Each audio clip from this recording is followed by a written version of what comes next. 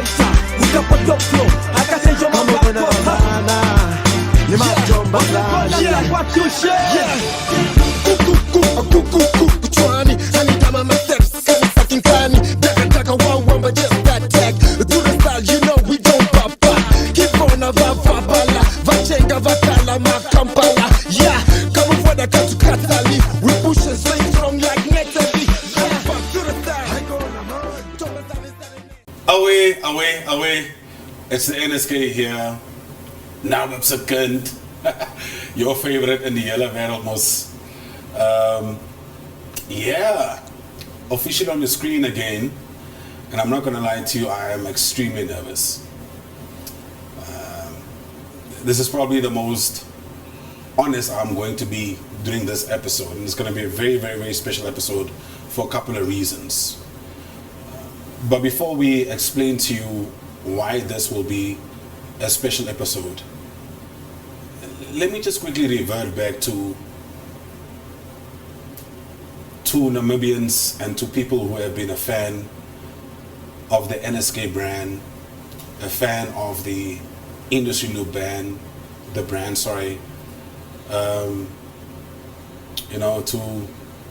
the people who I meet in the street, that I meet at events, wherever I am, and they ask, yo, NSK, brah, like, when's the next episode, man? When is the next episode? Just so we're clear, I'm talking about just even before the awards drama. We'll get to the awards drama. We'll get to it. I'm talking even before the awards drama. You must understand that the last time we dropped an episode as Industry Loop was 6 months ago. 6 months ago. That means there was stuff already happening with me before the awards drama. So the fans, the people that follow this podcast, everyone that either contributes with an idea, sends me a text or voice note, a DM about ideas, who to have on the podcast, how to approach this or that, slips a bit of information in my DMs about a certain character, I'd like to apologize to you. I'd like to apologize to you because, in all honesty, what happened was I lost the confidence. I did. And this was because, I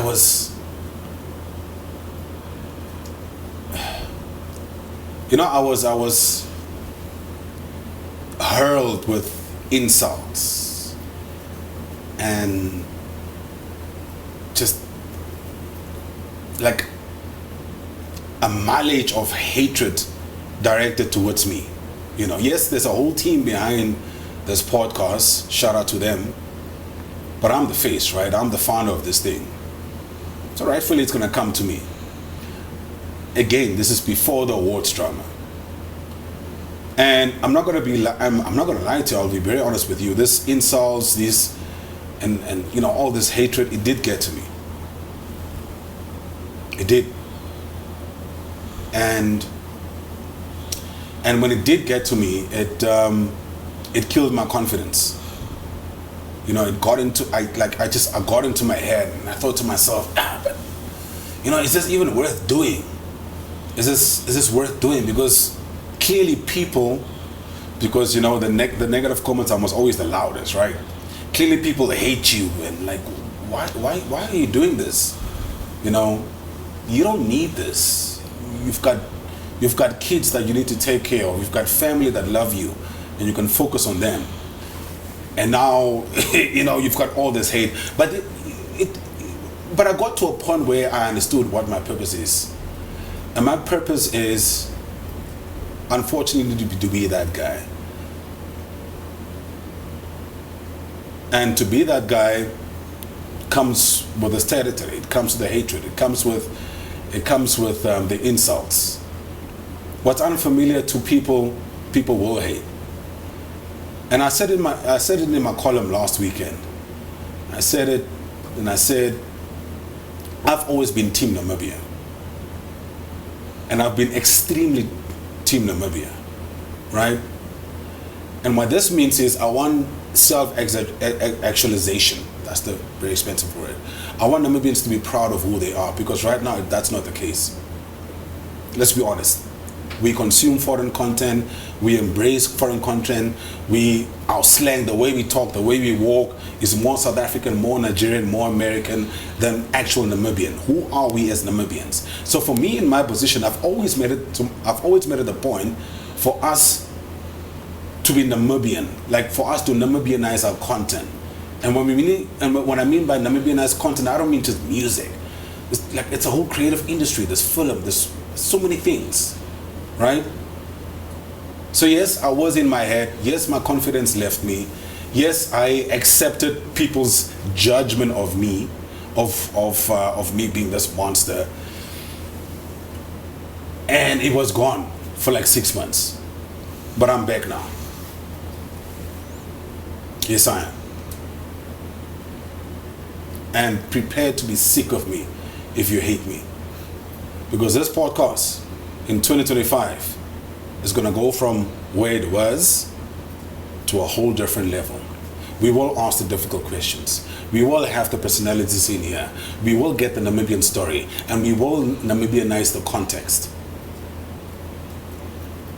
I'm NSK. I'm Namibsican. This is the Industry Loop, the podcast version thereof. Welcome. And I appreciate the fact that you stayed with me here despite being away for 6 months. Now, there's no way we can start the first podcast of the year without me taking accountability. We all know what happened. We all know what happened at the awards. We saw, there were different opinions that were flying around. People were wondering, what happened? What's the story behind the story? And just so we're clear, right? This is not me making an excuse for this episode. This is not me begging for some sort of, I don't know, all I'm doing, or all what we're gonna do with this episode, is make you understand what happened, give you context, make you understand what the real story is behind the story, as is the case always with this podcast. And to help me do this, there's no way I can interview myself and get the fix out of myself. I brought in a brother that I've known for almost a decade. He's probably one of the best creative practitioners I know in this industry. He's also part of the team here at the New Era. He's the one person that I trust. And he's the one person that can tell me straight up, NSK, Jamak nonsense. You know what I mean? He's gonna do this for me, and he's gonna get it out of me. He's gonna get the real why, what happened, the facts that I perceive to be the facts and the truth out of me. Marco! My What's brother, up, my guy? how's it? It's been difficult. All right, thank you very much, It's been NSK. difficult, dude. Thank you very much for having me. Yeah. Thank you for allowing me to invade your space. Thank you for allowing me to come to your house and take over. I've wanted to do this. I didn't know how to approach it, Yeah. but thanks to the guys behind the scenes, they made it happen. We've been discussing it that we need to stand by our own. We need to find the truth, what's going on with one of our own. And today is the day that we're going to do that. It's going to be a long day.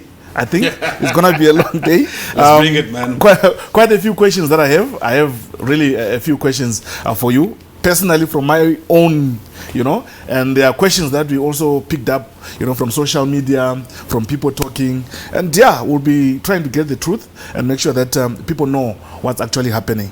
But before we do that, how are you feeling? How is NSK today?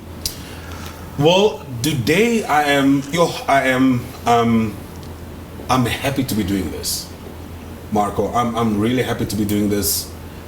I'm happy to be explaining, not making an excuse thereof, but taking account for my actions. It's been a long time coming. I did it already on radio, but I have a feeling because people didn't see, me. They didn't see my expression. They didn't see We just my heard it. presence. They just heard. I felt there was a need to do this. So yes, I'm extremely happy. I'm far better than I was in October last year. That much I can tell you. You know what I mean? Yeah. So I'm today I'm at my happiest, I would say. At your happiest. Yeah. I'm glad to hear that. And I was about to ask you, do you really think there is a need for you to actually explain yourself again this time around on the podcast, through the podcast, not through radio? But you've already answered that. I feel I need to do this. That is a very big statement. That is a very good statement from you. You also said you're going to be as honest as you can. 100%. Good. That's what I like. But before we do that, let's take it back. Okay. Who is NSK? Oh yes, yeah. This question. It's one of those things when you go on a date. Oh, tell me about yourself. Oh, yes. But there are some people who don't know who NSK is. If you follow social media, you would see that there are people who don't know you. True. There are people who don't understand you. So this is an opportunity for you to sort of give the people a picture of who NSK is. Draw that picture for them so that they can look at it and say, oh, so this is the NSK, not the other one that you saw the other day. Who is NSK? Where was NSK born? Where does he come from? Yeah. Well, I mean, real name Denzel Leroy Maube. I come from a very, very loving home. From a mother and a father. Was raised by both in a loving home. Last year they celebrated about 40 years in marriage. Wow. That's the home that I come from a praying family. Born and bred in Walvish Bay. I went to public schools all of my primary life, and then in high school I went to a private school, and make no mistake, my parents are not even the richest people. They just wanted to make sure that they gave me some sort of advantage, some sort of edge going into the real world, which was with the private school, right? So shout out to my schools, Emmanuel Reuters, Narrow Primary, as well as Duneside Private, which, by the way, just FYI, just so that you understand, right? Emmanuel Reuters is a school that's deep in the location. Nervio. Yeah, this is no. Emmanuel Reuters. That's now, it's like saying Karatura. Okay. It's like saying Karatura. And then Narable, just for the people that are not necessarily familiar with Walvish Bay, Narable is like saying Komastal. You see, and then Duneside are saying like, oh, Vinduk High and those things.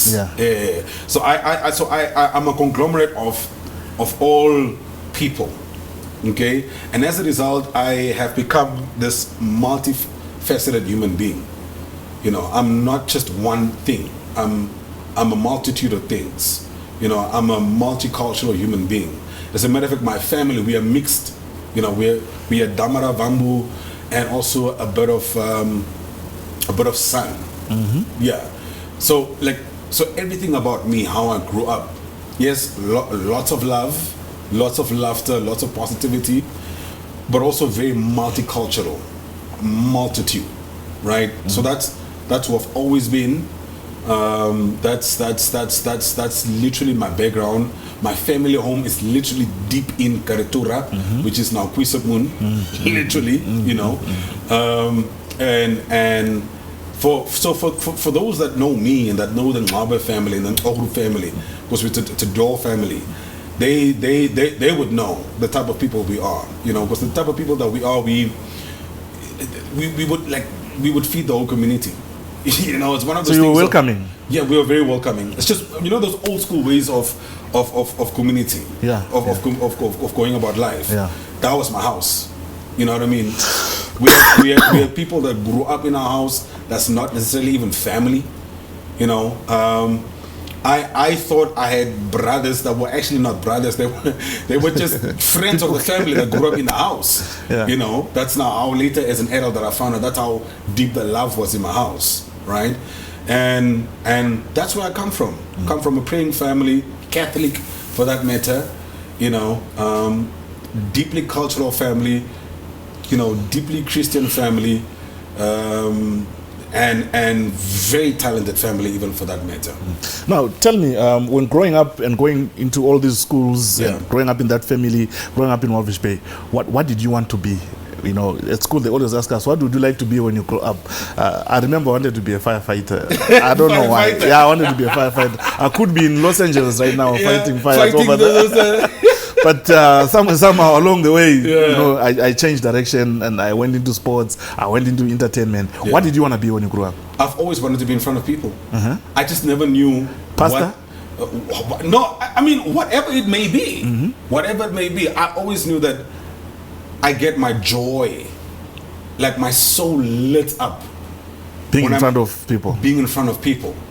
If you're saying pastor, you know, if you're saying teacher, being an educator, if you're saying being an entertainer, creative practitioner, whatever the case may be, being a lecturer, whatever, I've always wanted to be there. And I've always been that person. Marco, since kindergarten.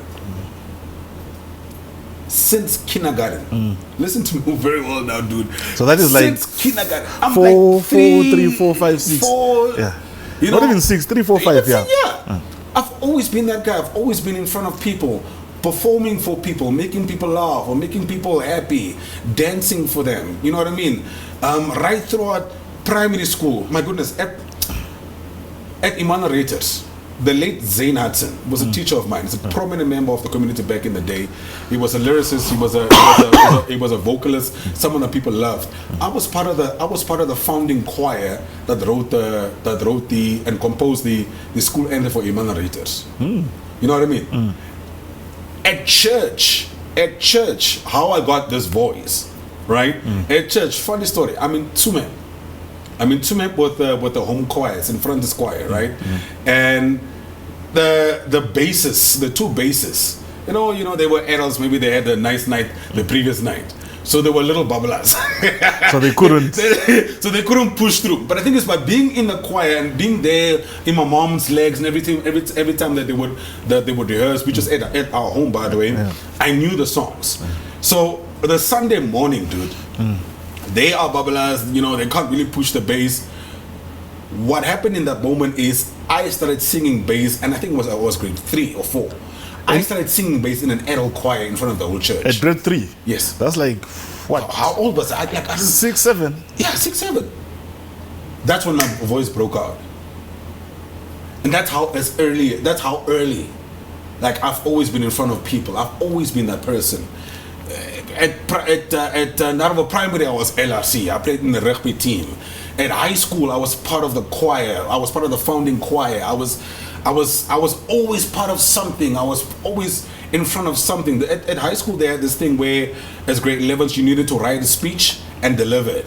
Right? I think every Friday, we needed to deliver a speech. Right? Everybody needed to do it in the class. Everybody else hated it. But for some reason, I loved it. I was looking forward to it. And when I eventually did deliver my speech, I enjoyed it, and everybody couldn't stop talking about it after. I played in the school play, even for that matter, in the high school play. Drama, yeah. Drama, yeah. Because every year I'm not sure if they still have it, but they have it every year where it's like this big play at the school, and I was the mayor. And look. What I'm telling you is I've always been this person. I've always loved being in front of people. I've always loved performing, in front of people. Sorry, I forgot to mention, even in a church, right? You know, there's, what do you call it? Sunday school. Yes, Sunday school. Yes. For the we used to have O.C. Miriam, the late O.C. Miriam. She used to be my mentor.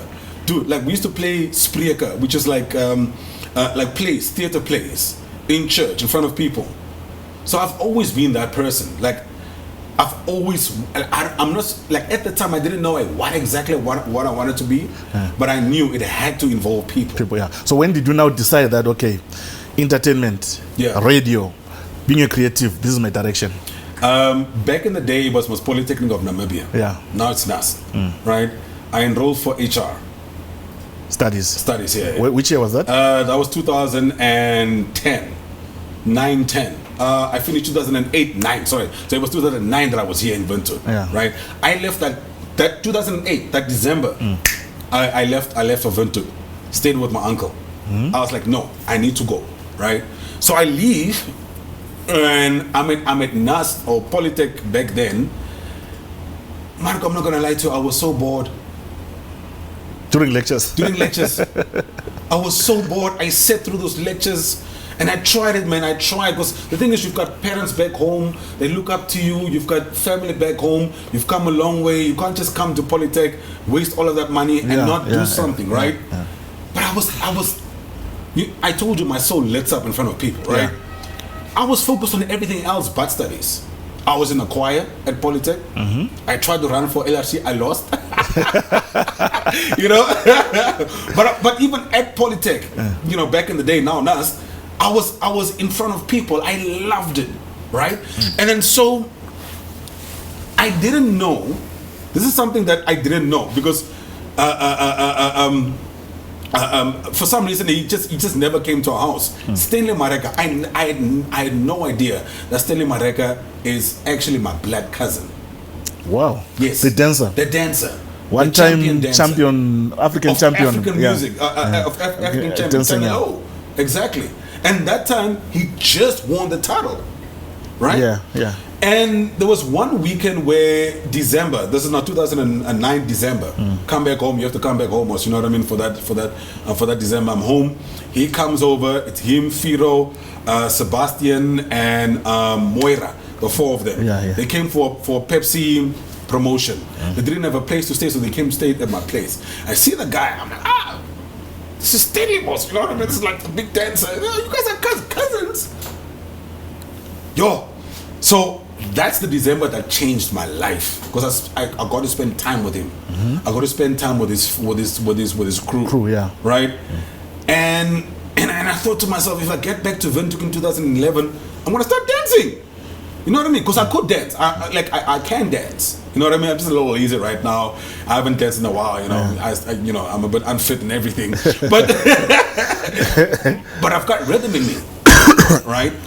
So it's like, alright, cool. But I'm not gonna treat you give you some sort of advantage because you're family. Because you're family, you have to earn it. You have to earn it, yeah. Right? And then so I joined the Equip Dancing Academy, and that's where my life changed. That's when my soul started. I think that's the time we actually met. That's the time that we actually met, because Equip used to train at the theater school. Yes. And I used to run the theater school. You used to run those? Yes. They go. Hi, Marco. You've also been around, bro. I've been around. So I used to be sort of the manager in the theater school. I used to coordinate, the rehearsals, all these big artists. So I think that's when we met. 100%. Now, you go into dancing, and it exposes you to all these glitz and glamour. Dude, the golden years of Zoo Park. Yeah. Where it filled up the amphitheater. Whoever shows dog shows, or now King Titty, back in the day, the dog show, whoever show, or what is this Zula Entertainment. Yeah. When they have the dance Penda, competitions yes. or whatever, or Gopa Butterfly throwing their events.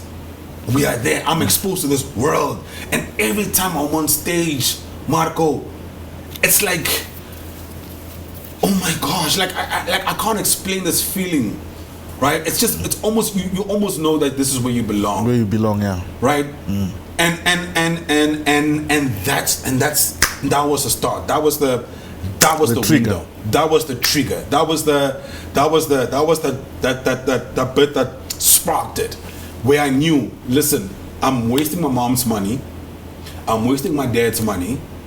I'm not mature enough. I'm not ready enough right now to do school. I'll come back to it. Let me pursue my passion.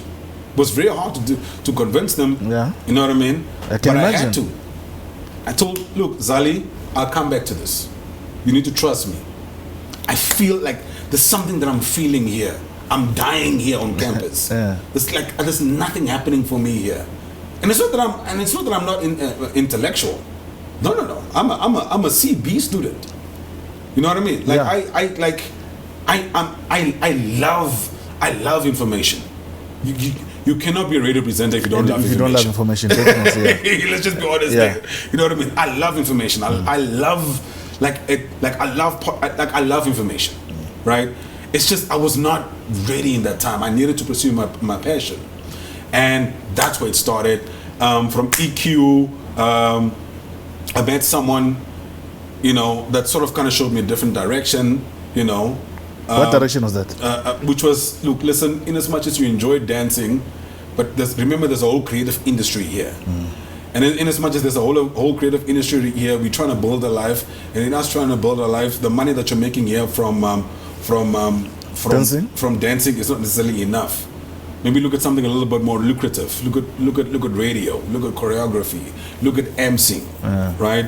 And I have to give my shout out to Sonia Shitaleni, you know. And I always tell her, like, until I die, I'll always give her flowers. She was the inspiration. She was the one that said, "Yo, UNAM Radio has auditions. Go to UNAM. Go to UNAM. Try it out." God, I failed. That time it was John Alfiku, who's now a PRO now. Yeah. He failed me. He didn't like me apparently. And then second time lucky, I go try again, and then I see a lot of Manamata now. Yeah. You know what I mean? He's in charge. Him and Lady K and AB Pro. Buddha, yeah. And then they give me an opportunity, and that's how that's now how my radio journey started, and that's how really like how my creative, you know, self just blossomed. Yeah. Now tell us about the years at UNAM. Obviously, Lord, I worked with him as well when we were doing the community broadcasters network. We worked together. How was it at Radio UNAM there? What did Radio UNAM teach you that you will be forever, you know, grateful? Yo, man. Teamwork. Number one. Just the art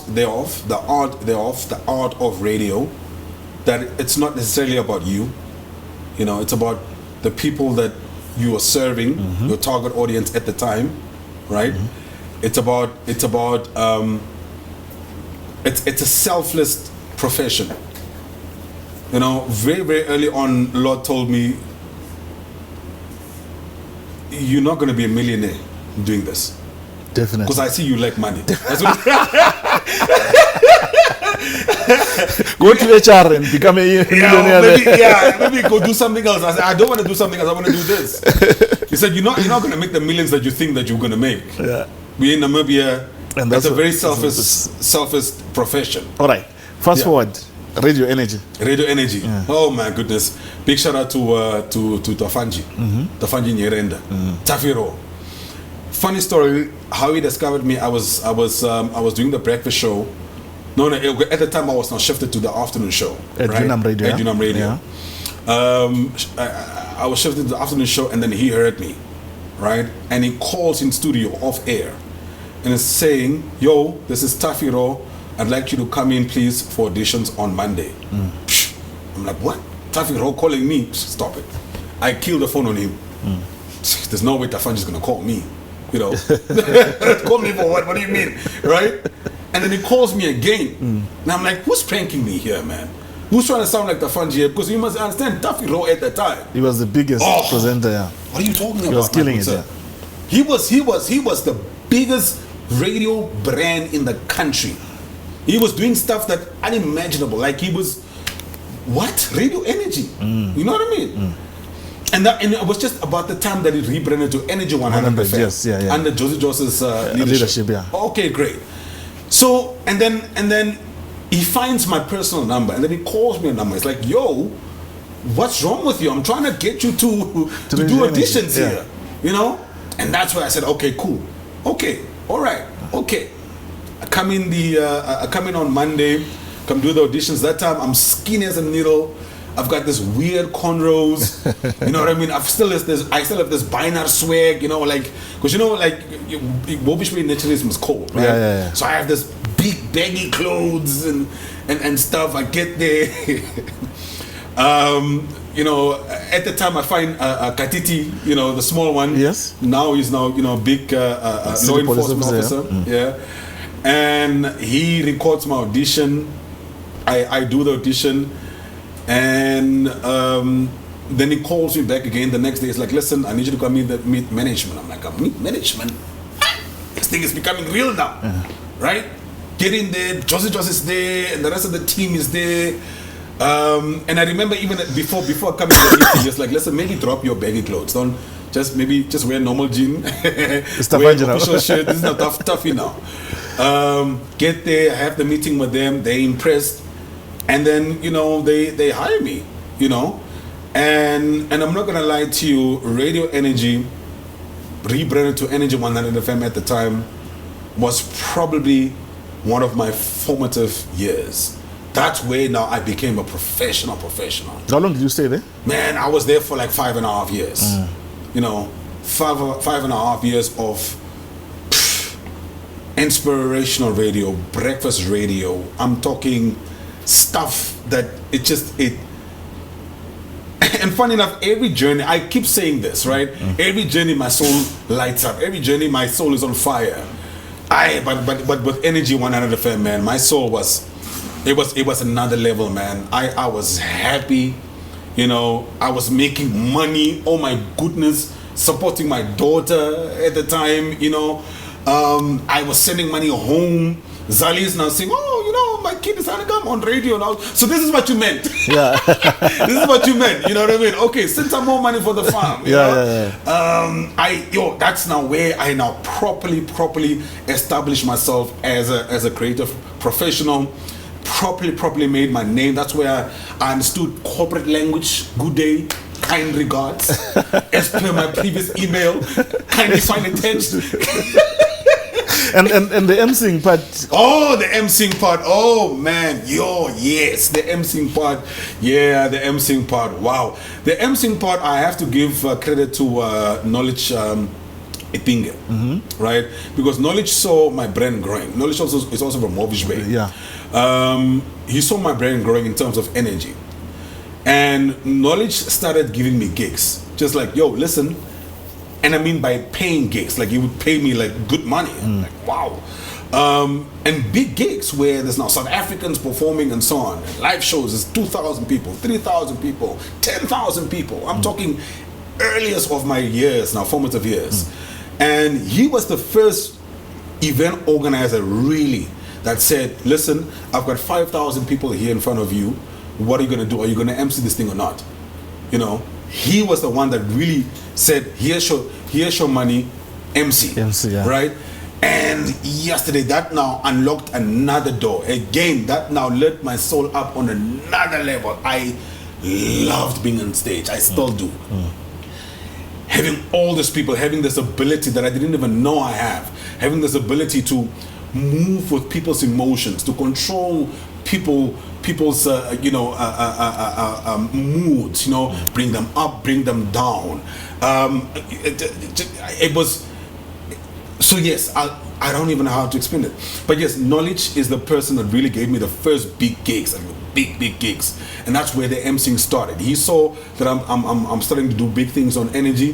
It's like, listen, here's a binary, man. As binary, we are very like also united. Close. Exactly. Familiar. It's like, listen, let me give this lady some opportunities, and he gave me a lot of opportunities, man. Big shout out to him. And then after that, you move into acting as well. Yes, I did. How did the acting part come about as well? So the acting part, I told you already, in kindergarten, I was already on stage and on stage and so on and so forth. So it was also a burning desire that I already had. I was conquering radio, I was conquering MC stages, but there was a burning desire to be on stage. You know what I mean? To do theater, and I thought to myself, okay. There's National Theatre there. There's the College of the Arts. The College of the Arts there. Where do I start? Like, where do I go? Right? And I struggled. I'm not gonna lie to you. I struggled. I remember Senga, right? The veteran Senga.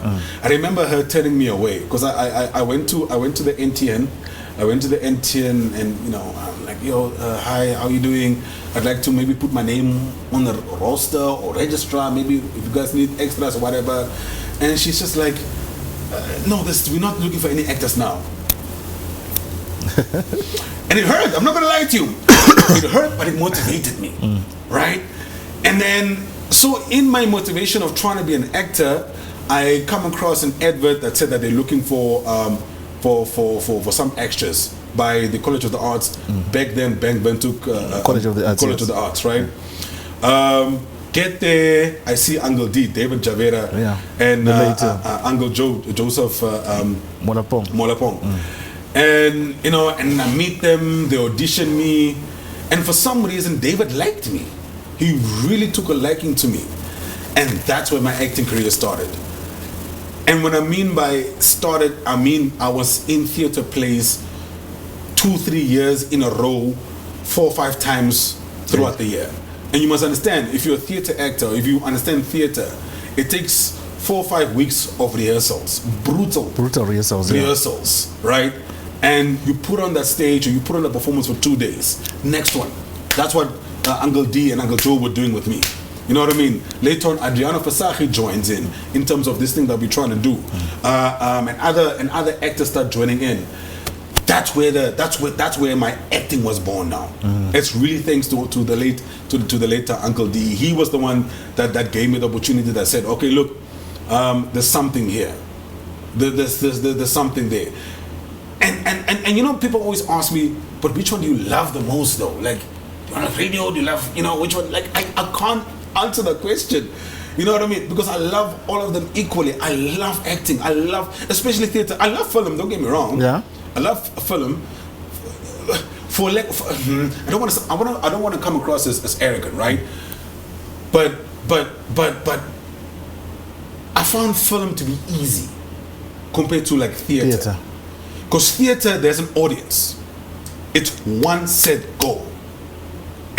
You know what I mean? Like you like, there's no retake, start, makeup, you know, check your lines a little bit. No, like theater it's brutal. You gotta go, right? So going into the film industry, it was like a little easy for me. It's still easy, but easy for me. But theater, oh my word, I love theater. I love performing in front of people. It's something that I still want to go back to. You know what I mean? And it comes so natural. I don't even know how to explain it. You know what I mean? And yesterday, man, and Uncle D, man, the late Uncle D and Uncle Joe, you know when someone grills you, dude. Because Uncle D, they cooked you. Oh man. And I appreciated the tough love. I did. It was hours and hours of tough love. All right, we move on. So now you had Radio Energy 5.5 years. Yeah. You move. Where was your next step? My next step was 1FM. Right. So one thing about my character, Marco, that you need to know is that I've never been a yes man. I've never been a herd mentality type of person. Yeah. I want to understand, why are you taking this decision, right? And that has got into trouble. I got into trouble for that, like, a lot of times. With lots, I can imagine. With dosages at Energy, you know, and so on and so forth.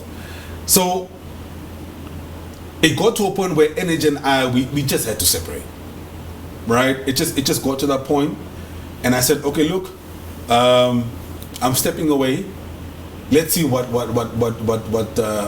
the universe is in store for me. And lo and behold, I finished the 5.5 years. I think I was the 2 or 3 months I was off radio. That was the only time that I was off radio in the last 13 years or so. And I DM Casey. Casey is now the station manager at Fresh FM now. Yeah. DM him, I'm like, yo man, listen, I'm looking for an opportunity, man. I'm on the market, bro. He's like, listen, not a problem. That time he was at 1FM? No. That time he was at... Wave? No. He was at Fresh FM. Oh, okay. What was the group called? Planet Radio back then. Radio, yeah. It was Planet Radio back then.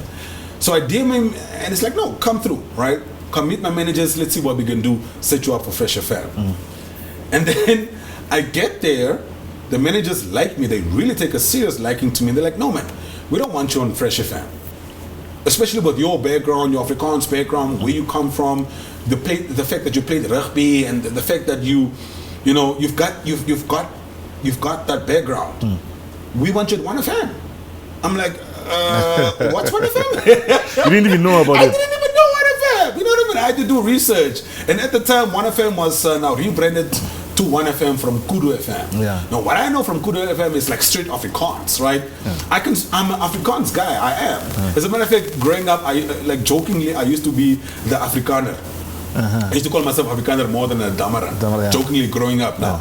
But not that type of Afrikaans, bro. Not That one was Afrikaans. deep, yeah. He's on savor Afrikaans, bro. Republican Afrikaans. You understand?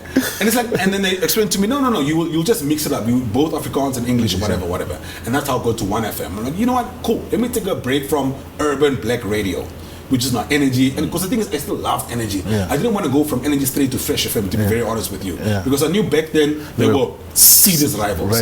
And what I mean by rivals back in the day, it's not today's wishy-washy stuff. It was your stuff, mental health stories. it was big things, yeah. Back then it was rival. You guys would call each other and put each other on air and stuff. Oh yes, like Cheese and I. You know what I mean? Yeah. Like KBBDP. Yeah. Like we had a serious rivalry. We had like issues.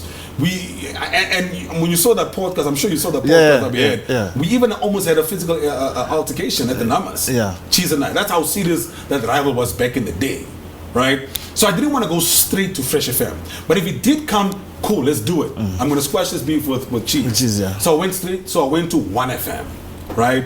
1FM, I find Wazan, I find Dubs, now Dubs, you know, it was a great experience, you know what I mean? But it wasn't necessarily, you know? And that's where I got reintegrated into Fresh when the radio wave management came and took over The station. Planet Radio, right? And that's a big shout out to Margaret Lobster. She's the one that reintegrated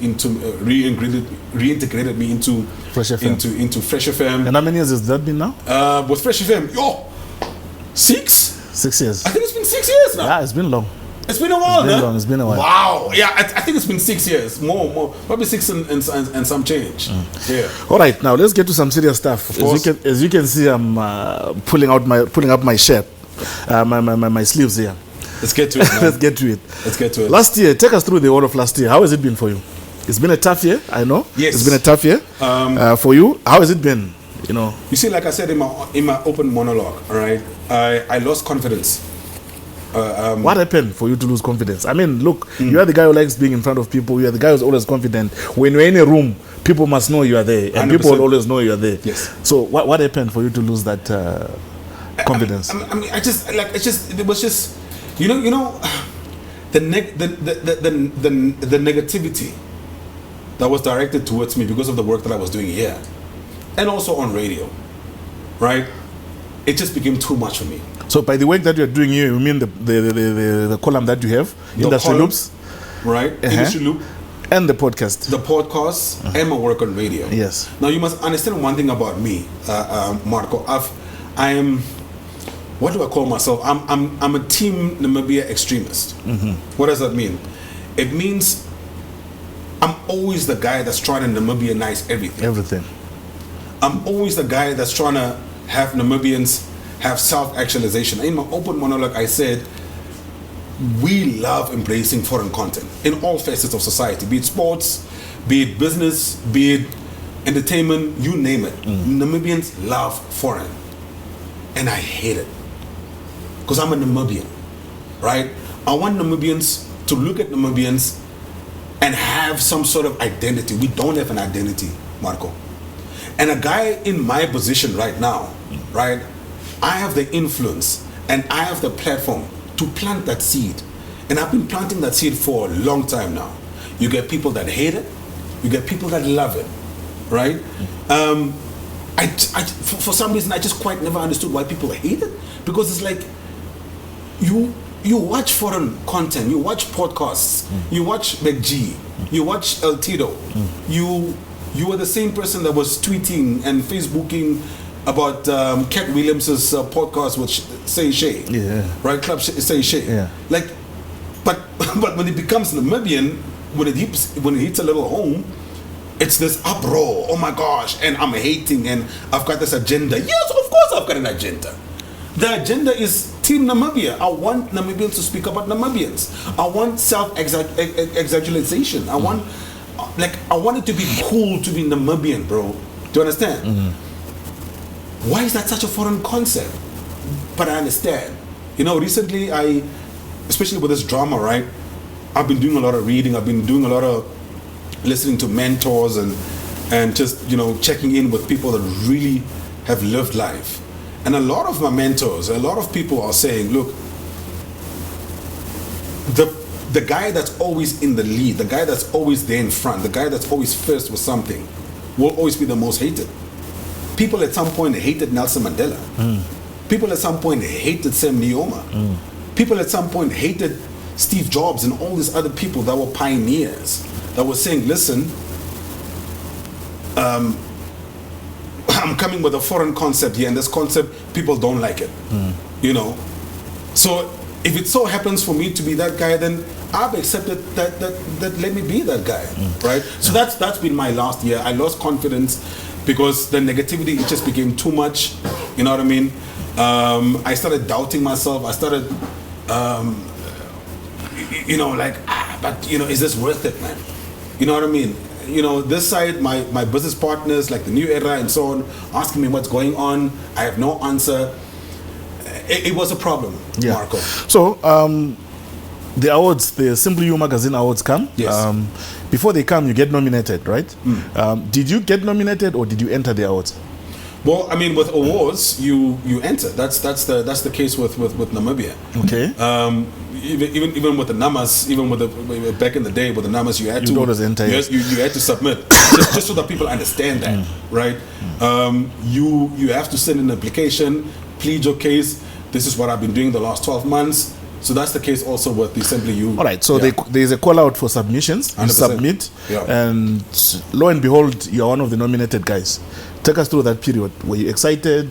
Was the confidence low? Yeah. Did you think because of the hate that you're getting, were you going to win it? Were you going to lose it? Was it affecting the podcast, the program, your radio work? Was it going to affect your chances of winning? In terms of radio, I was always confident that I was going to get nominated. Because by radio, I was doing amazing stuff.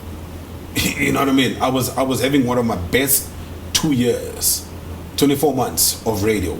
I just started with a breakfast show on at Fresh FM, and we were doing amazing stuff. So I was always confident that I will get nominated. Right? This is separate from my friendship from the owner of the awards, right? Like there's no biases. I want to just make that clear there. Yeah. There's no biasness whatsoever there. It's just I was confident in the work that I was doing in terms of radio. That no man, I've had an incredible 2 years. There's no way I cannot get nominated. Really? You don't nominate me? You know what I mean? That was my thinking. And I get nominated, I'm excited, bro. Yeah. I'm excited. I am like, I get my family involved, I get my friends involved, I get my business partners involved, I get my clients involved, I get the fans involved, you know what I mean? Like, let's go full out. I make t-shirts, vote for NSK. So it wasn't the first time you got nominated, right? No, it's not. Yeah. I've won awards before with the same organization. I've won radio and I've won acting. Yeah. So I was over the moon, and also because of the person that I am extremely competitive. That's just my nature. So what did that nomination mean to you? A lot, man. A lot.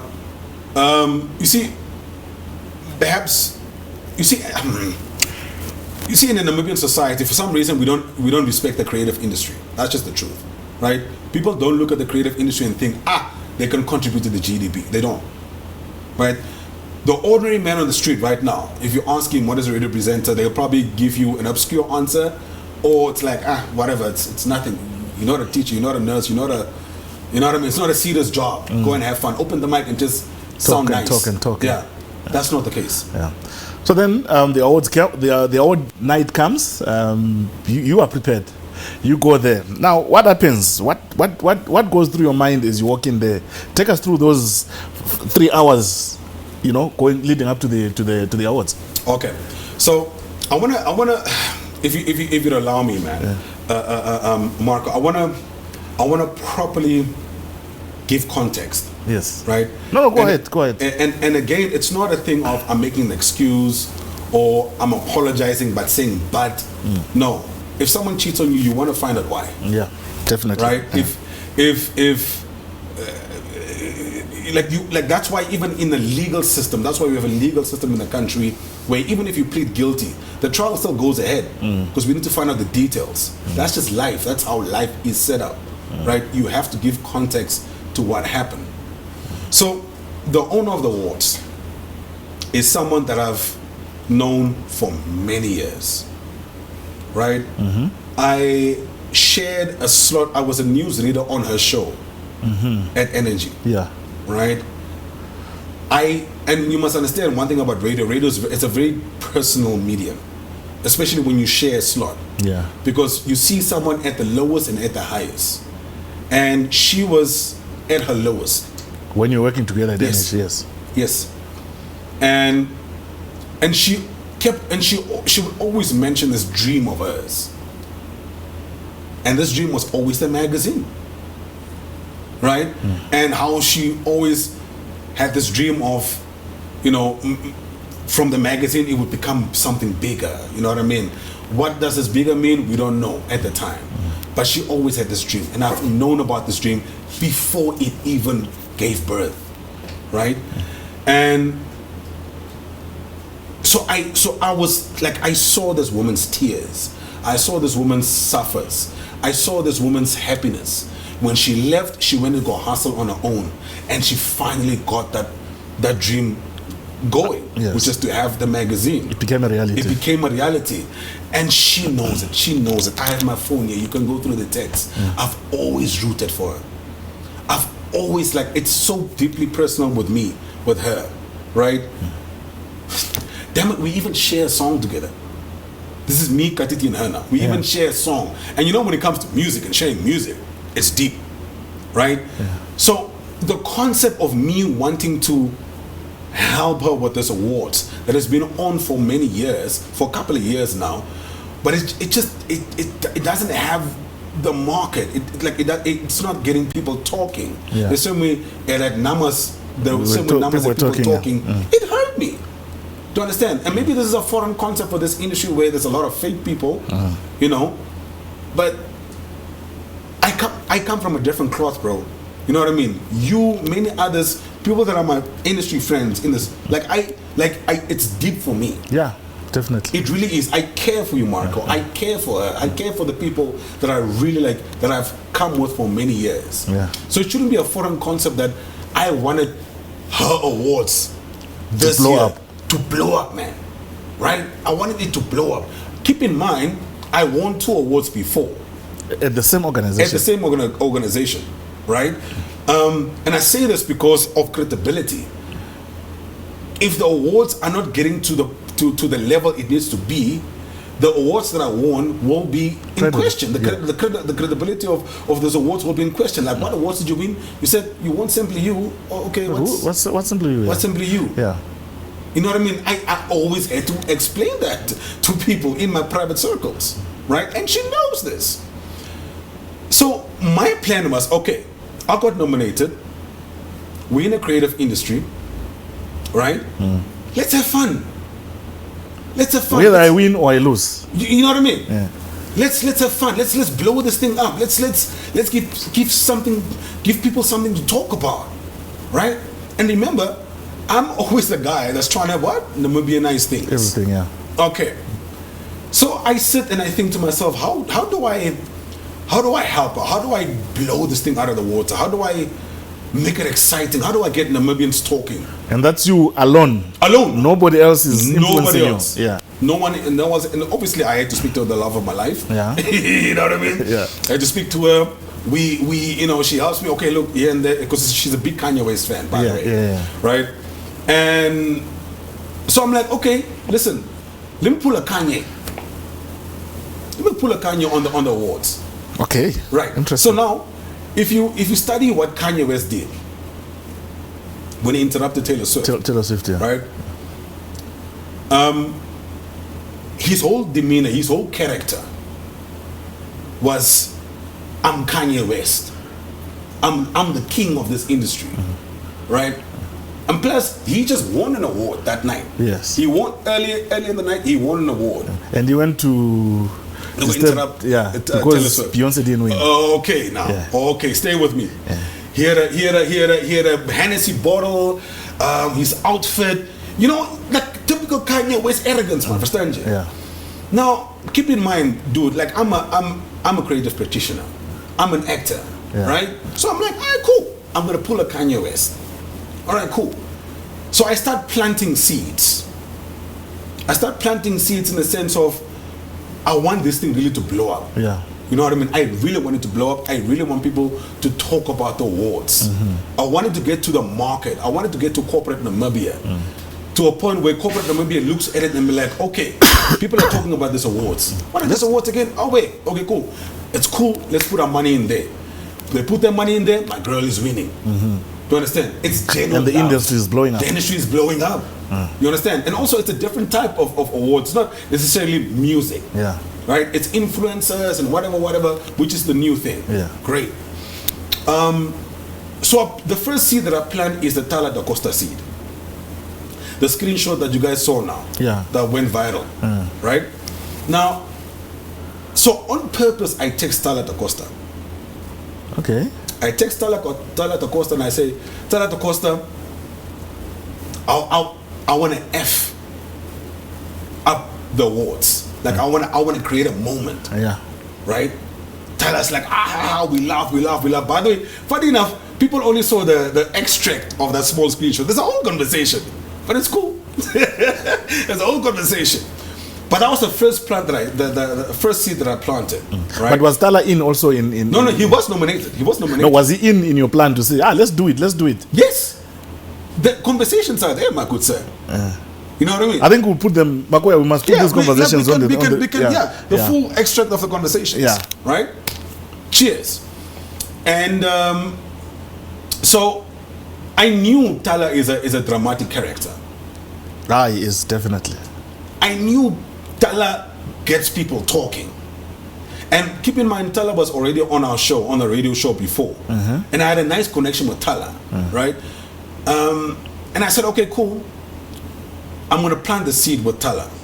But please keep in mind, Tala and I, we're not friends. We don't call each other. We don't chill each other. We don't chill. I don't know where he lives. He doesn't know where I live.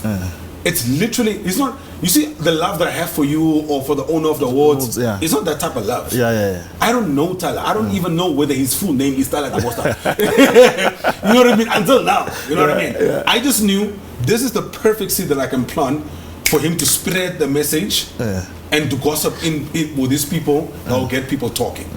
Right? Cool. Next thing I do is I call the organizers. At first, I call an SYM number here. I'm not so sure who's behind that number, but this is the number that was communicating with us in the groups and so on. Yeah. Right? I called that number and I tried to explain to her. She didn't quite get it. And I'm like, you know what? I'll call the owner. So someone within the organizers knew you spoke to them and they knew that something would happen at the awards. Sir. Yeah. But they didn't quite get it. So I'm like, you know what? I'm going to call the owner. After all, like... We are buddies. Yes. We've come years. So I call her and she explains to me and she says, no, look, I'm not necessarily hands-on with awards this year. Okay. Right? I'm busy with other things and I know about the other things that she's busy with. Yeah. Right? And she advises, no, get hold of Callisto Alvaro. You know Callisto Alvaro? Yeah, I know him, yeah. Okay, the PR master, the brand behind Louis Manana and all these other guys. Okay. Yeah. So I called Callisto. Now, Callisto is also another guy that I've come a long way with. I think he was at Eagle FM at one point in time. Oh, he was, like in terms of actual presenting. Yeah. But I've known him from the Voigush days, way back in the day even. Yeah. I've known him for a very, very long time. So I call him. I have his number. And I remember the conversation so well. He was even laughing. He's like, oh my gosh, NSK, who do you want to interrupt? Right? But at that point, let me just ask you, were you aware that you were going to win or lose? Did you know the results by that point? No. So what if you are the one who had won the awards? What are you going to do? Well, what do you mean? No, I was not going to continue with the plan. The plan was, so my plan was this, right? My plan was to interrupt Tala's category. Oh. You see, by the time I interrupt Tala's category, I already have my award. Sinje. I see. Okay, now you can continue. Remember, we are moving alongside the Kanye West blueprint. Yes. He won his award. Yeah. Okay, now. Yeah, and then now that one comes in, it goes to disturb. CNJ. Yes, Okay. yeah. And plus, also, it makes no sense to interrupt the award ceremony early. When people are just settling in. People are just settling in. It will overshadow the rest of the night. Yes. Right? Yeah. Okay, cool. Great. No problem. So I, sorry, where was I? Oh yeah, so I speak to Kali. Kali's like, okay, you know what? Let's do it. He's like, let's do it. I'm like, okay, let's do it. He's like, yeah, let's do it. It's a culture moment, show business. Oh, wait, cool. I'm like, okay, cool. Please let the people at the security know I'm coming with a NSK bottle. I'm coming as Kanye West. Kanye West, yes. Yeah, I'm not NSK.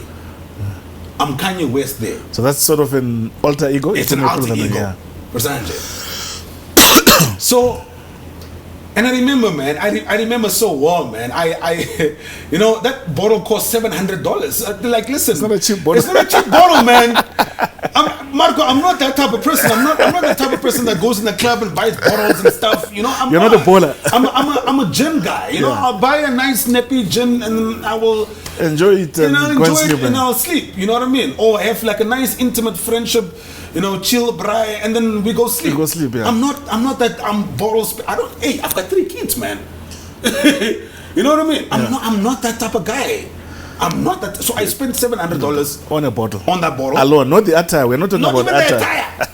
The attire was like over 1,000. Yeah. The shirt, it was that leather shirt. Leather shirt, yeah. Okay. The jean, I think, was over $300 or $400. Yeah. Okay. The boots, I think, was over $200. Okay. And you must understand where this love is coming from. It's deep. I'm doing this for the owner of the awards. Yeah. She's my girl. And I don't mind doing that for her. Yeah. She has done many stuff for me as well. Okay, now. So I get the bottle, I get the outfit, everything is ready. What? Call my friend. You see, here's the nice thing. I even have a key witness in all of this. A very good friend of mine. I'm not going to reveal his name in case this thing now goes into litigation and stuff. Yeah. Okay, no problem. He was with me the whole night. Cool. We're standing right in front of the NTN, my good sir. Right in front of the NTN. Park blasting Kanye West's music. Getting the motivation. Yes, sir. Blasting the music, right? And I'm Kanye. You're in character right now. I'm in character, my good in sir. drama, they say you're in character. I'm in character, sir. I'm in character. A lot of celebrities are walking past. I see Marina Pembe. I see Louis Modana. They greet me. Hey, let's go! Oh my gosh, let's go! Tumi Mohammed and his partner for the night. They see me. He joins us. Tumi even took a video of me in Kanye West character. I think you must give us that video, man. I'll ask him so that we can just quickly screen it yeah. for this, just so that you see how deep in character I was. I was Kanye West, my good sir. This is show business. Okay, now. Cool. When there was no time to move in, right? The award time about to start, I go in. So I go in. I'm with my +1. Yeah. Right. And I think it was an intern that was there at the door. I say intern because I've never seen her. She looked very young, and I'm thinking maybe she was also hired, maybe just to come as an extra hands or whatever. And she's like, no, you cannot come in with a bottle. I'm like, no, you relax. This is already pre-organized. I'm gonna call Kalisto, and then you understand what I'm trying to say. She's like, okay, in the meantime, just go get your tags. So we go get our tags, we come back, there's another guy there. And I think he works for the NTN. Yeah. He's like, NSK, what are you doing, dog? I'm like, no, don't, like, I'm not NSK, bro. It's Kanye West here, dog. What's up? We joke, but it's like, but you can't come in with a bottle, bro. I'm like, bro, there was a pre-plan here. There was a pre-plan here. And then in that moment, as I'm explaining to him, Kalisto walks in from inside the theater. Yeah. Kalisto's like, no, it's okay. There's a plan here. It's fine. Let him come in with the bottle. Let him come in with the bottle. That's how I entered that theater with the bottle. It's the NTN. No alcohol is allowed in the theater. Yes. Okay. Who's NSK? So why am I so special to be entering with a bottle? I'm not even talking a neppy or like a... It's not even hidden. It's not even hidden. I'm walking with a thing like this, my good sir. Wow. Okay. Okay. So Callisto takes us to our seat, and in that moment, just as we're about to arrive at the seats, Callisto was like, I'm not saying that you will win or not win. Whatever happens, we still want you to amp it up. My key witness is sitting right next to me. Tumi Muhammad is literally sitting right there. Earshot, he can hear. He can see and he can hear that we're having a conversation. I'm not so sure whether he heard us properly, exactly, but he saw very well that they are having a conversation here. I was like, oh wait, I'm here for that. I'm here for that. You think I spent $700 On a bottle? and not go through with the plan? No, I got you, Kali. It's like, I'll wait. Solidified, Solidified, signed, sealed, and delivered. signed, sealed, delivered. Okay. We sit down. We next to Tumi Muhammad, and my plus one. I'm being Kanye West, right? The first award comes on. It's like whatever, right? Second award is the female category that my radio partner was nominated in Shaikwan. Shout out to Shaikwan. Yeah, definitely. Right? And she loses it. I'm like, did he expect me to interrupt the female category or what? Like, I'm in my head, I'm thinking about now Callisto. Yeah. Did he expect me to interrupt a female category though? And also, this is before my award. Yeah. I don't have my award with me. Do you understand? It doesn't make any sense. There's no way I can interrupt. I don't have the millions that Kanye West has. Unfortunately, I can't. Yeah. Pause. How far was the bottle of NSK now? Bruh. It was still full, man. It was still full. Yeah, because like it has that thin top, and then that little bulge. Yeah. It was still a bit foolish. You know what I mean? Yeah. Because we were all taking a sip from it. Yeah. All of us. Yeah. Cool. Perhaps your question is if I was drunk. No, sir, I was not drunk. Yeah, that's what I was trying to. No, I was not drunk. Trying to clear. Yeah. I was not drunk. My friends can tell you, right? I'm one person that I have a high alcohol tolerance. I'm not a lightweight. You are from the coast. What does that mean? People don't get drunk there. No. I don't get drunk when I go drink there. Okay, yeah, it's true. I think it's the altitude and the weather or something. Exactly. Yeah. We don't be like Okay, cool. So then I stand up and I'm like, this guy. Okay. There's no way he expected me to interrupt this one. This category. It's female and it's not a good look, bro. Like, and I don't have my award, and and then immediately now my award comes on. Mention the nominees. I'm standing now, and I'm even like, and I was so confident, right? I was so confident, like I was already like almost walking down to go accept my award. Bombshell. Boom. It's not me.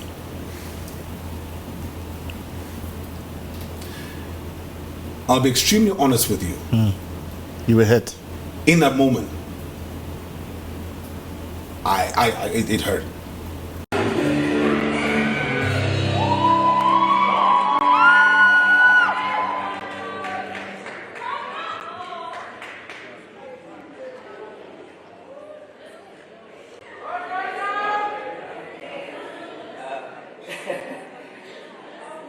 I can't say how NSK.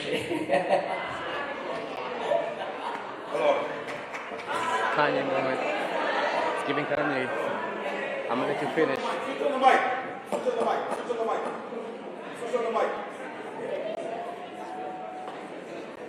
Hold on. Come here, my brother. Come here. Congratulations. No. I need you to understand this shit. Radio presenting is probably one of the most difficult jobs that we have, that's available. 2024, we sit here and we speak about mental health. We give so much of ourselves every single day, and you don't even realize it. So Donald, congratulations. But in the deepest of your hearts, you even know yourself, you're not better than people. Even in your deepest of hearts, you know for a fact, you look up to me, bro. This is so crazy. What's happening? He's saying it himself. He's saying it himself. He is saying it himself. So how is it possible that you are telling me that I'm losing an award to him? But you know what? It's all good. It's all good.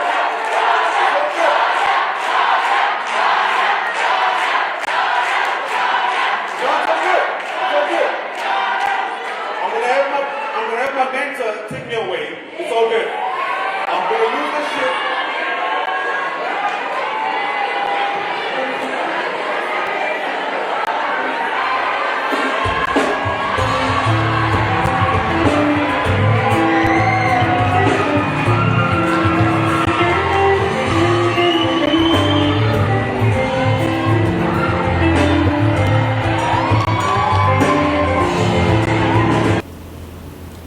It hurt. It felt like betrayal of the highest level. Wow. Because you must understand, I'm doing all of this stuff for this platform, for her, right? Mm-hmm. And then you're telling me I'm not going to win the award. The level of friendship that we are at, right? Mm-hmm. Kalisto could have already told me, the sprint is not going to work, man, NSK. Why is it not going to work? What do you mean it's not going to work? I can't tell you right now exactly, but it's not going to work, man. But he could have hinted at something. But NSK, did you expect to win the award because you're friends with the organizer? No. I expected to win the award because the last 24 months, you're done. I've probably had the best radio years in my life. Okay, cool. And that's one. Yeah. Number two, I know for a fact I had thousands of votes. Because I have a folder here full of thousands of screenshots of people that voted multiple times. But hey, listen, there's no way I can sit here and arrogantly and say maybe the other guy had more votes. I'm not saying that. Again, if it comes to litigation, we will see that proof. Yeah. Right now, I'm unable to speak. Obviously, the results have to be audited. First and 100%. Yeah. CJ. So for me, in that moment, really, everything exploded. Everything exploded, and what you saw was raw emotions. So when you was not acting. Okay, so when you're walking to the stage now, Yeah. are you still Kanye West, or now you've reverted back to NSK? No, I'm NSK now. You're off character. I'm off character. I'm hurt. I can't believe this. What do you guys mean? What are you thinking when you're walking to the stage? No, I have to stand up for myself. There was a plan here. And you're telling me also how does this plan work? I lose and then later on I interrupt an award. Do you understand? Like it makes no sense, Marco, right? How do I go interrupt an award later when I don't have mine? What leg do I have to stand on? You know what I mean? Yeah. It makes no sense. So that 40 seconds or a minute, it was regrettably, it was the truest of emotions. It was the truest of emotions. I did lose it. It was a moment of crazy. And regrettably, Donald was caught in the crossfire. And I know it came out as if I hate Donald or I was, or whatever the case may be. But like, I don't hate Donald. I don't. As a matter of fact, it's so regrettable, right? Because it's like he was caught in the court fight. Like he was right. Like he just caught strays. He caught strays. That thing was between me and Kali. That thing was between me and Kalisto. Like it was so unfortunate that it had to be him, or On even, stage. even if it was in somebody else, where there was the other nominees, right? It just like so for Donald, honestly speaking, it was highly regrettable. That's the one thing oh my god. So are we gonna get Donald on this couch? I tried to, or we tried to, right? We tried to. Firstly, I invited him to the radio show, right? We didn't get a response in terms of that. I did apologize to him personally via text. We try to get him on the couch here. We will still try, but the thing is, I can't force him. Yeah, I think we You give him need to time. understand. Yeah, I think we give him time to Of of course. Because the thing is, I don't. I can sit here and I can say this is what happened. This is how I suffered after that, and whatever the case may be. But we don't know what he went through. We don't know what type of trauma he experienced. We don't know how his healing process has been. We don't know. I don't know. I would love to know. I would love to look at him man to man. You know what I mean? One creative practitioner to the next, and understand and properly appreciate how I took that moment away from him, and be apologetic to it, because it's a Marco, it's a beautiful moment. I experienced that moment once. The second moment that I won, I was not at the awards, but the first moment I experienced it, it's an incredible moment. Do you understand? So I can just so I can understand what I did to him, and how he feels about it. How he feels about it, and if I can, how you can make it help. happen. Okay, all right. Yeah. So we understand now where you come from, what happened, and how hurt you were with that moment. Now tell us, in terms of your other professional, the other things that you do on the side, not on the side, but the other professions like your emceeing, your acting, and even radio. You were suspended for I think a week at work. It affected your work. How much did it affect you in totality?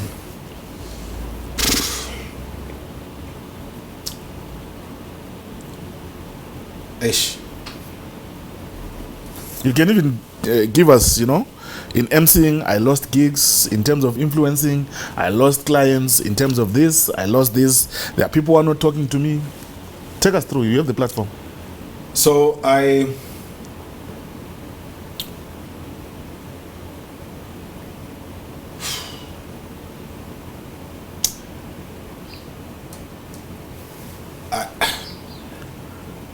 look, money I can make back.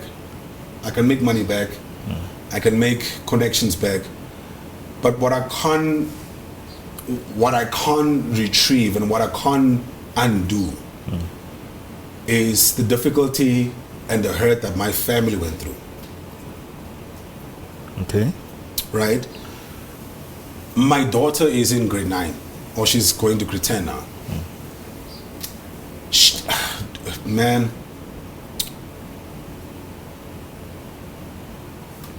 I told you I come from a loving family. Yeah. Right? So my parents, they don't necessarily understand the show business like that. These are elders. They've been together for 40 years. They are real elders. So for them to get calls from the community, from them to get calls from whoever, whatever, it's a jokend. It's a wat gaan met jokend? What? It's a Andy Cecilia.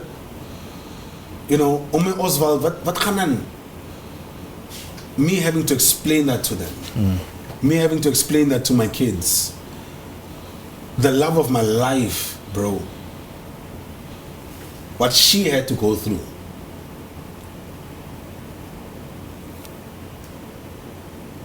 My friends, my immediate circle, my friends, what they had to go through. And when I mean by what people had to go through, I mean at work, at church, at gigs, in meetings, because people must know, oh, but you must NSK's friend. So what happened? cease man, cease to your friend. And they can't even defend me in that moment, right? They can't say anything. Because it's like, the issue was so sensitive. I asked everybody, look, listen, don't comment. Just, I'll explain everything. Let everything play out as it needs. So for them, it was so hurtful that they couldn't defend me, number one. That they couldn't explain on my behalf and fight for me. That, man, it was such a ripple effect. My business partners, my clients,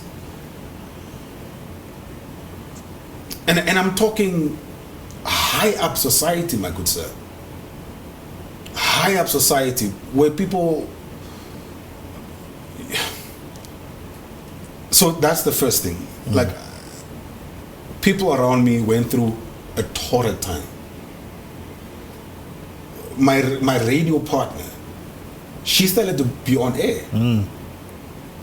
You know what I mean? She started to continue with the radio show. And you dragged her in when you're on stage. First time. Yeah.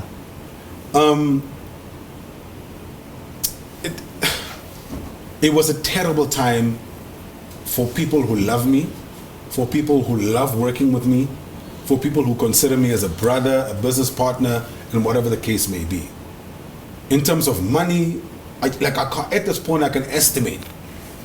I probably lost close to $40,000 to $60,000 worth of gigs alone, just in terms of emceeing. I know I lost voiceover opportunities. I know I lost a very key acting gig. Oh my goodness. Oh my goodness.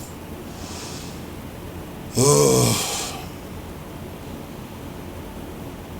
And you must understand, when it comes to my professions, yes, my motto is GMT, I'm gonna make that money. Yeah. But it's not necessarily even about the money, dude. It's like I told you, my soul lights up when I do these things. I love what I do.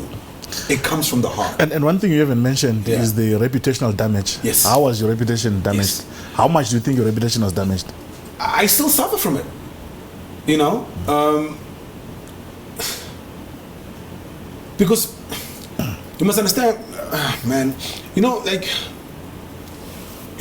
this country, right? Like this beautiful country of ours, we are lazy thinkers as a Namibian society. We are lazy thinkers. We don't really appreciate critical thinking. No one is really sitting there and asking, but how did NSK get in the NTN with the Hennessy bottle? But the guy who fixed NSK's mic, though, like, no one is asking those questions. It's just herd mentality. It's herd mentality in the sense of, oh, this is the popular opinion, we're gonna hate and bash NSK. Hate and bashing. Right? And there's you see, And how have you handled that hate? The public backlash, the hate, social media. Yes. I mean, we're in the social media world. Yes. When you meet people in the streets, how have you handled it? I am probably the walking, talking poster boy for thick skin. I probably have the thickest skin in this industry because of what I do and my extreme nature of where I do it to Namibianize everything, right? But that drama, oh man, Marco, It broke you. it broke me. Were you reading the comments on social media? Yes, Why? I couldn't help it. Everybody around me was telling me, don't do it. So why did you do it? First of all, I live alone, right?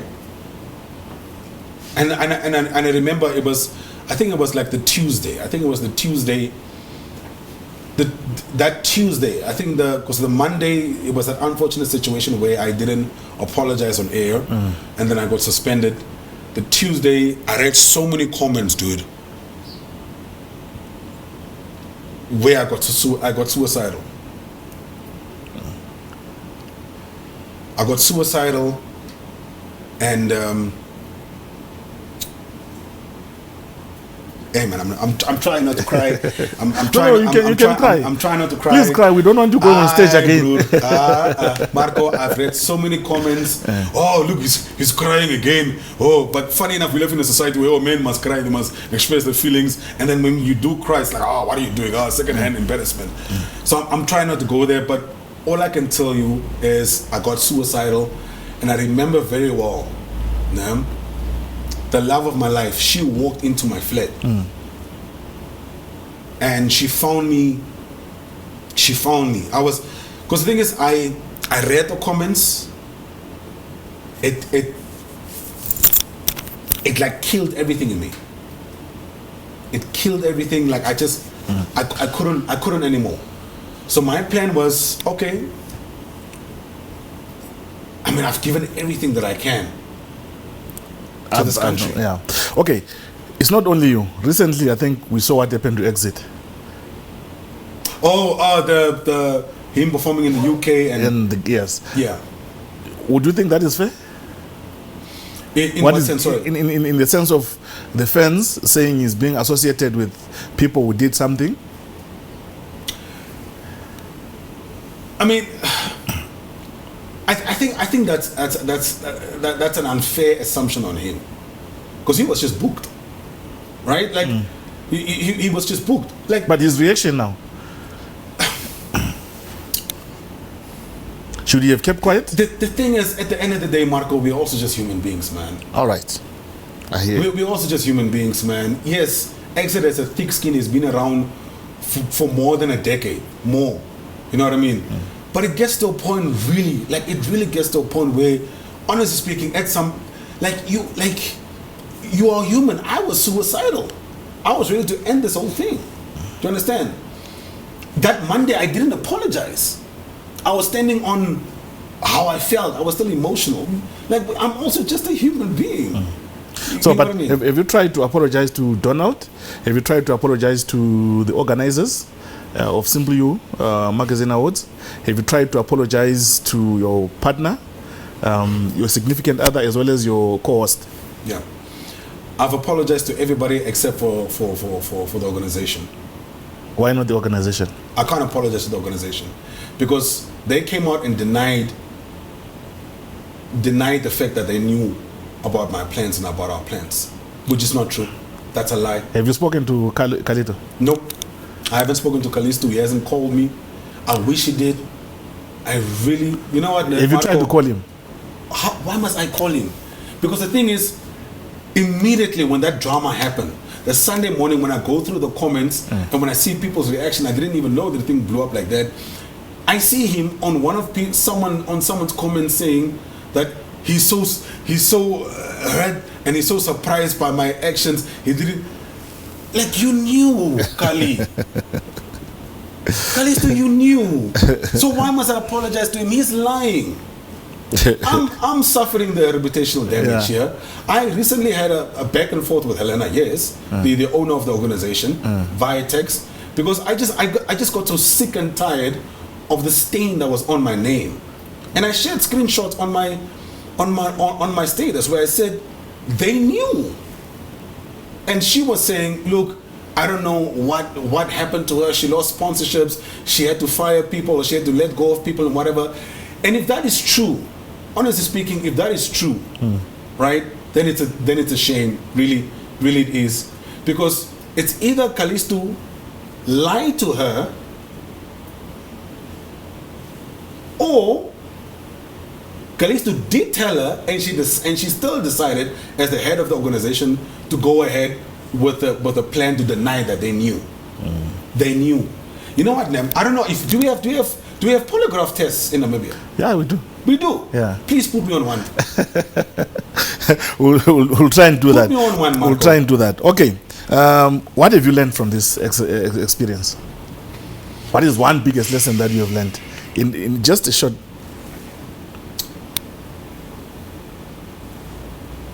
We are, as a Namibian society, we are not ready for that level of self-awareness. What must you do for us to go to that level?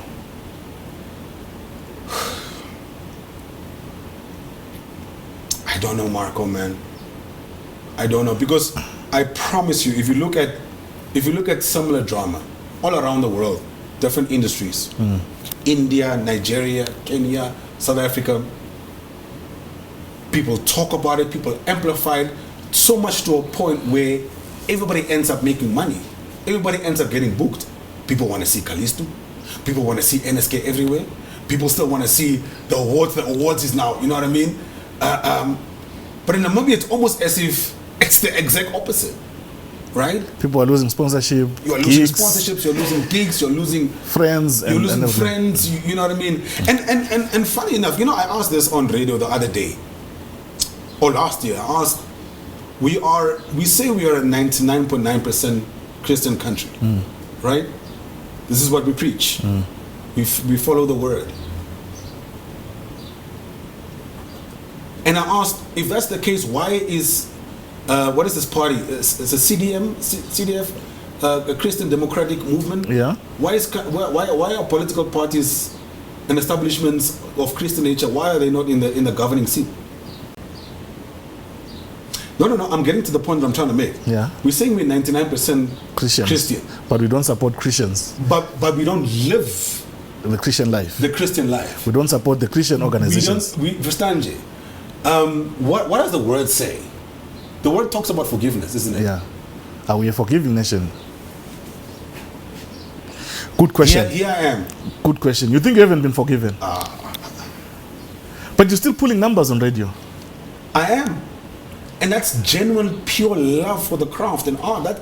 That's coming from the heart. That what you hear on radio and TV and all the other deals that I have, it's coming straight from the heart, right? So those numbers that are there are people that are appreciating my heart, right? But for some reason, it's not translating into the corporate world. So the corporate world is still like, He's a hot coal. He's still a bit of a hot coal.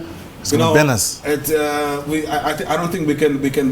You know, last weekend or 2 weeks, depending on when this will be released, I had my first public appearance as a brand with my primary source of income, Epic and Pay, right? And it was a charity drive that involved stationery. Now that meant that as a result of the work that I do on radio, parents are going to come with their kids. Marco, I think I hugged close to 40 to 50 kids. Because the kids were so excited to see me, the parents were excited to see me, right? And not one single human being in that moment was like, this is the guy. This is the guy, man. Yeah, what you did was... And I'm not telling people not to. Please scold me. It's fine. I know what I did was wrong. I've accounted for it. I've apologized for it. Right? I'm deeply regretful for it. Right? But not one person. Listen, if I was such a... What is a political term? Persona non grata. Yeah. There's no way parents would trust me with their children. Make that effort. Dress up, come to wherever I was at the time, and bring their kids. So to as me. I can safely say you have been forgiven.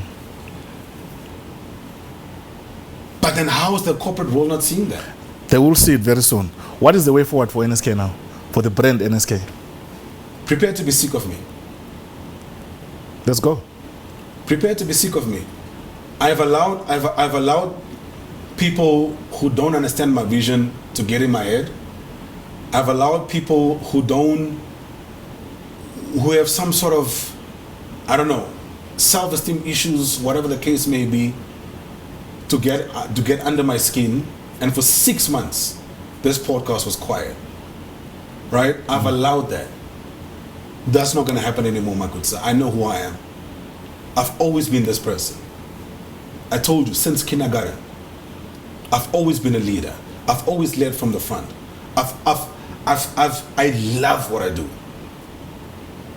Perhaps later in my years, I'll do other stuff, But where I'm at right now, bring it on. Prepare to be sick of me.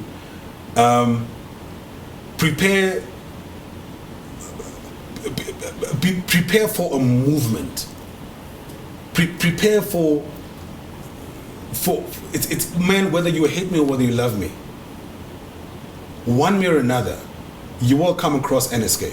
Whether it's the podcast, whether it's on newspaper, print media, with this incredible brand, The New Era, whether it's radio, whether it's TV, whether it's film, whether it's emceeing, whether it's choreography, whether it's you, like I can't even remember everything else that I do.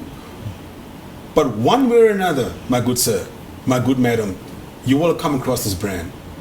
And whether you hate me or whether you love me, what you will see in that moment is above average, is quality and passion. All right, that is the word of the week. What you just said right now is the word of the week. Thank you very much, NSK. We can speak the whole day. We can go through all the emotions the whole day. But all I can say is keep on keeping on.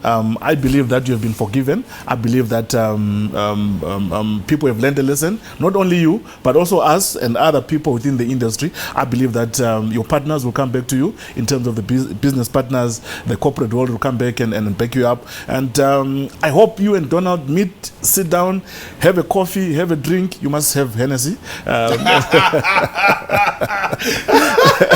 a bottle of Hennessy and you know, just they must even give me a influencer deal now. You know, yeah. I hope you guys sit down and you talk, and he comes here, he explains how he feels, and people learn. And most importantly, I hope you get the help that you need in terms of your mental part, because there were accusations of that you're probably on drugs, which definitely I know you're not on.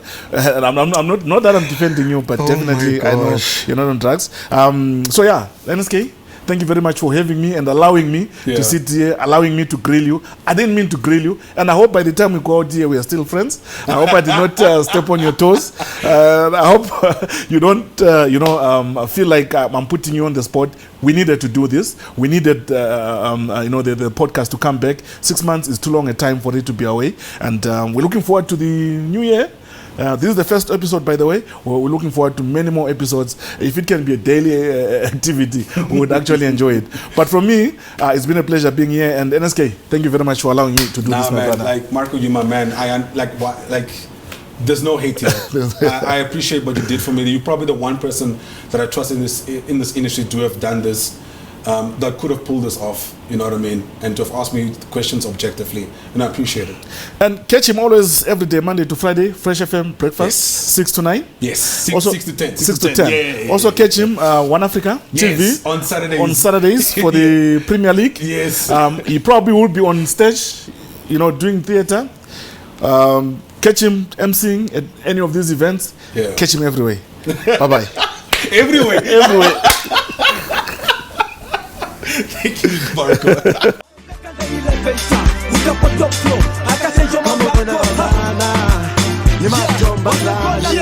Yeah.